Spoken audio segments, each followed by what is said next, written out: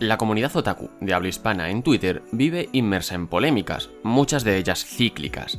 Los lunes toca discutir sobre si el manga de peleas que esté de moda es la mejor cosa que se haya escrito jamás, los miércoles un debate sobre la utilidad o no de las demografías, y los sábados, por supuesto, sobre si es la piratería lo que sostiene la distribución y el consumo de manga en Occidente, incluso desde antes de que existiese internet. Pero hay un debate que ha salido un par de veces y que resulta bastante interesante por algunas de las premisas que se llegan a proponer. El de si Neon Genesis Evangelion fue o no la obra que popularizó el subgénero de los robots gigantes, el mecha, y la que más influyó en producciones venideras. Ante esto se ha repetido varias veces una conclusión que dice algo como: Evangelion no puede ser una obra influyente porque no innovó en prácticamente nada, y algo que no aporta originalidad no puede influir a posteriori o directamente tener valor real.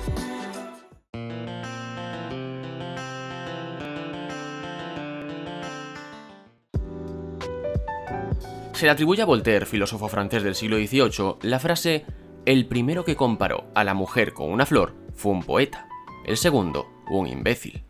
Vamos a dejar pasar las pequeñas implicaciones sexistas de esto y centrémonos en que declaraciones como esta muestran una apreciación inequívoca por lo original, por ser el primero en tener la idea. Para cuando Evangelion llegó a las televisiones japonesas en octubre de 1995, la temática mecha llevaba ya años inundando los animes de acción. Mazinger Z de Go Nagai data tanto su manga como su serie animada de 1972. Y desde entonces diversas producciones se habían ido sucediendo como Iron Man 28, Getter Robo, Macross y por supuesto Mobile Suit Gundam. Un coloso del medio cuyas últimas encarnaciones conquistan hoy tanto a nuevos adeptos como a quienes llevan metidos en su mundo desde sus inicios en los albores de los 80. El propio Hideaki Anno, antes de dirigir Evangelion, se había sacado de la chistera, y siendo aún un creador prácticamente novel, otra obra carismática y esencial dentro del género como fue Top One Erae Gunbuster, que influiría enormemente en la temática y enfoque tonal y emocional de sus siguientes producciones. Ante toda esta proliferación previa, era de esperar que Evangelion no pudiese ser completamente original. Puede, incluso, que no haya sido pionera en nada. ¿Tenemos entonces que bajar de una vez por todas a esta obra de su pedestal?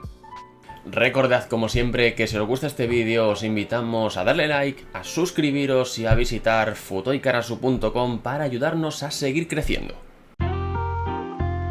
La respuesta a esta pregunta puede ser algo más difícil de lo que parece, así que primero vamos a tener que viajar en el tiempo, desde los años 90 hasta la antigua Grecia. Fue entonces cuando se cimentaron gran parte de los arquetipos mitológicos que hoy en día estructuran muchas de nuestras obras favoritas. Por ejemplo, uno de los primeros que se nos podría venir a la cabeza es el periplo del héroe, o monomito, cuyo estudio fue popularizado gracias a los trabajos del antropólogo Joseph Campbell y que hemos visto en El mito de Prometeo, The Legend of Zelda, Star Wars y, por descontado, multitud de neketsus y animes de aventuras. Pasando a estudios de Carl Jung o Christopher Booker, otros arquetipos muy manidos son, por ejemplo, la búsqueda del tesoro, como en El vellocino de oro de Jason y los Argonautas, las películas de Indiana Jones y hasta One Piece, la venganza, como Tereo en La metamorfosis de Ovidio, El conde de Montecristo o Ghost of Tsushima, o de la pobreza a la riqueza, como El patito feo, Cenicienta o cientos de isekais. Y esperemos que esta web, estas estructuras narrativas y bases para tramas básicas se han perpetuado desde entonces. Y es verdad que siempre va a haber propuestas experimentales, pero un gran porcentaje de las obras más populares, sean cine, videojuegos o anime, una vez reducidas a sus mimbres esenciales, provienen de estas narrativas clásicas. Un momento que me voy a poner las gafas de persona lista. Ay. ¿Os lo habéis tragado? Esto no es un vídeo de Evangelion, es un vídeo de historia del arte. Vamos a profundizar en algunos ejemplos concretos. Imaginad un monarca déspota, pero capaz de las mayores heroicidades, que recorre todo el mundo conocido buscando un objeto mítico, supera miles de dificultades, tiene un bromance metafóricamente LGBT, le da calabazas a una diosa, pone en jaque a todas las demás deidades y tras lograr su objetivo lo pierde justo al final, tras un instante de autoindulgencia y de satisfacción ególatra. Y tras eso debe seguir viviendo con su derrota a cuestas y aprender a ver el mundo de otra manera. Original, ¿verdad? ¿Digno de un nuevo libro de éxito que arrase en BookTok? Pues probablemente ganaría el premio Hugo Sumerio del 2100 a.C. porque es la epopeya de Gilgamesh, una de las primeras obras literarias jamás escritas. ¿Recordáis temazos como Basket Case de Green Day o Crying de Aerosmith? Johann Pachelbel plasmó la misma progresión de acordes en su Canon y Giga en re mayor para 3 violines y bajo continuo 3 siglos y medio antes de que estos iconos del rock reventasen todas las listas de éxitos. De hecho, Comme Sacerdote, la canción que cierra la película The End of Evangelion y cuya letra escribió el propio Hideaki Anno, también sigue esta misma progresión. ¿Y a dónde nos lleva todo esto? A que tras los Beatles ya está todo inventado. La producción artística de la historia de la humanidad es inmensa, y el valor que se le da a la originalidad es algo que está estrechamente ligado a los conceptos de autenticidad y unicidad de los genios artísticos y se comenzó a poner en relieve relativamente tarde. De hecho, es una idea romántica, posterior al siglo XVII e incluso XVIII.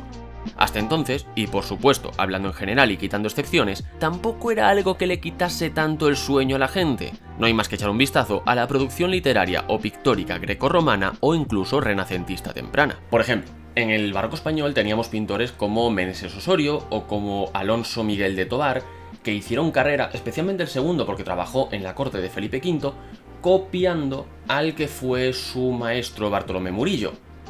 ¿Y a nadie le importaba? Por otro lado, la idea de que un particular o incluso una colectividad pueda ser consciente de la totalidad de obras creadas por el ser humano desde el nacimiento de la escritura hasta ayer es absolutamente absurda. Y peor aún, desde que el acceso a las herramientas y tecnologías para la creación y difusión de esas obras está más democratizado que nunca. Incluso un medio artístico tan focalizado en una época y un lugar geográfico concretos como es el anime, tiene en su haber miles y miles y miles de producciones. Con todo esto explicado, podemos entender un punto principal fundamental para este asunto. Las posibilidades de que una obra comparta sus ideas o parte de su estructura con otras anteriores son mucho mayores de lo que podríamos esperar. Esto no es, y no será jamás, una justificación del plagio. Abandonando las ideas prerrománticas que mencionamos antes, actualmente la copia consciente o malintencionada no está justificada y no es lo mismo que la coincidencia o, sobre todo, la reproducción de tendencias y expresiones del conocimiento colectivo. De hecho, en la implementación de esto último muchas veces no tenemos toda la voluntariedad que podríamos creer, porque los tropos, los lugares comunes y, como decíamos hace un rato, los arquetipos están por doquier y son reproducidos y socorridos incesantemente. ¿Cuántas obras cinematográficas producidas en los años venideros van a haber reflejado parte de su argumento o incluso ese mismo entero en alguno de los más de 800 capítulos que existen de Los Simpson? Si hasta existe una tendencia memética a asegurar que la serie de Matt Groening puede predecir el futuro, tras toda la cantidad de sucesos de la vida real que han seguido casi a rajatabla eventos de la serie. Vale, pero aquí habéis venido a ver si rajamos o no rajamos de Evangelion.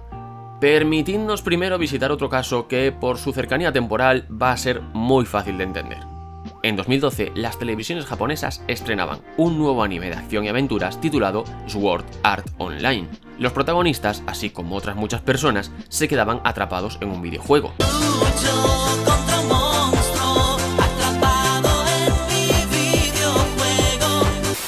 Sin la posibilidad de salir o pausarlo, y con el terrible condicionante de que si morían dentro de ese juego, también lo harían en la vida real. En su momento, SAO, como se le conoció abreviadamente, fue toda una revolución.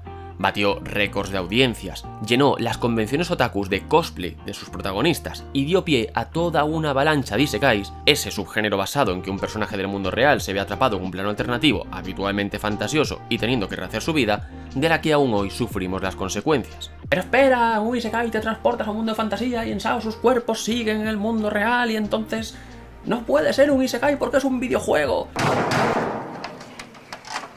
A ver, centrémonos.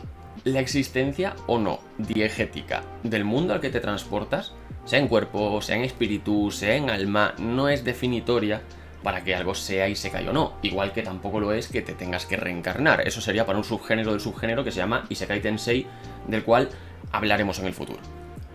Si algo parece un pato, nada como un pato, grazna como un pato y tiene las plumas de un pato, es un pato. Y resulta que narrativamente y a nivel de estructura, SAO funciona como todos los demás isekais de su época. Por lo tanto, es mucho más cómodo y mucho más útil a nivel de análisis narrativo entenderlo como un isekai. Pero SAO no fue el primer anime que reproducía a gran escala las dinámicas y características narrativas y estéticas de los isekai, ni por supuesto el primero que captó la atención de la gente. Obviando casos clásicos como Alicia en el País de las Maravillas o Peter Pan, en 1996 se emitía un anime hoy considerado de culto titulado La visión de Scaflowne, que aparte de tener mechas, era un isekai. Y en los albores del cambio de siglo, Ima Soko ni Iruboku era otro isekai que le rompía el corazón a todo aquel incauto que se atreviese a verla. De hecho, esta última serie pudo ser considerada durante mucho tiempo como la deconstrucción definitiva del isekai y existió antes incluso de la popularización de este subgénero. Pero es que si nos atenemos exclusivamente a las propuestas de este tipo ambientadas en mundos de videojuego, tanto Log Horizon como Hack son anteriores a SAO. Y con todo esto es imposible negar cuál de todas estas obras fue la que no solo alcanzó un estatus muy superior a las demás, sino que se perpetuó como una franquicia multimillonaria y abrió las puertas a una serie de tendencias y tropos que se reproducirían hegemónicamente en el manga anime durante más de una década. SAO no fue la primera obra de su tipo, no fue la que más innovó, ni siquiera fue jamás la que crítica o público especializado recordarían como mejor, pero sí fue la que alcanzó una fama estratosférica y sobre todo y más importante, la que en primer lugar llevó sus propuestas a nuevos públicos y en segundo influyó a producciones posteriores. Y esto no es algo obviamente específico de este subgénero. Mahou Shoujo Lyrical Nanoha y en cierta medida Utena ya planteaban para su narración y personajes muchas de las herramientas que años después utilizaría Puella Magi Madoka Mágica para sacudir el mundo.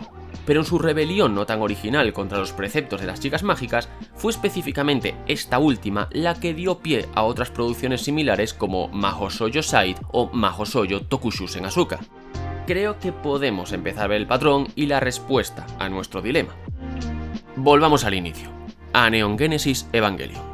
Cierta parte de los planteamientos que Hideaki Anno presentó en la obra más importante de su carrera se habían visto previamente en Gundam.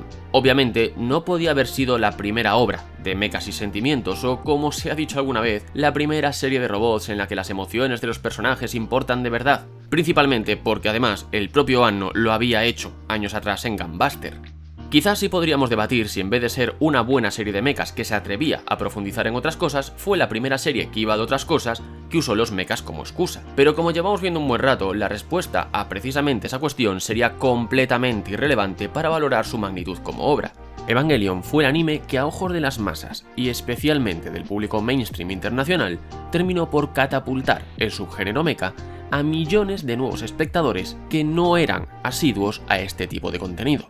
Por ejemplo, quien se había visto Macross es muy probable que luego diese el salto a Gundam, o viceversa, pero quienes estaban disfrutando de Evangelion en los 90 venían de ver Yu Yu Hakusho, de ver Sailor Moon o de ver incluso Dragon Ball.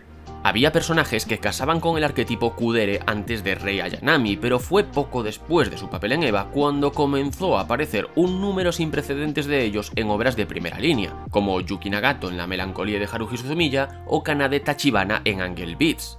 De igual manera, es obvio que Shinji no es el primer adolescente con depresión y problemas de apego ansioso en la historia del anime, pero muchos creadores vieron Evangelion y se inspiraron por su evolución.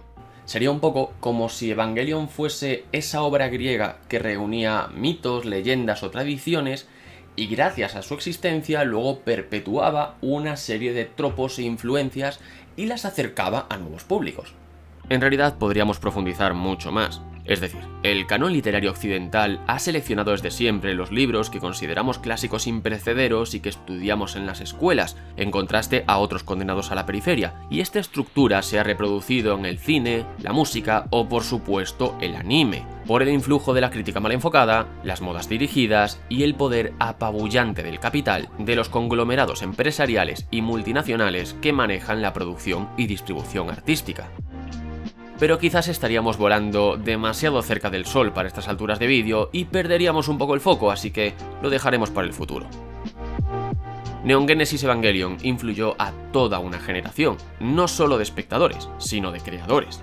También Sword Art Online y también Madoka Mágica. Y como hemos visto, ninguna de ellas fue ni la primera de su campo, ni la que más innovó, ni la que inventó planteamientos nunca antes vistos. Quizá podríamos debatir si fueron las que lograron perfeccionar esas ideas de manera que resonasen mejor con el público o si simplemente llegaron en el momento adecuado. De nada sirve especular, pero igualmente de nada sirve negar su influencia para la posteridad.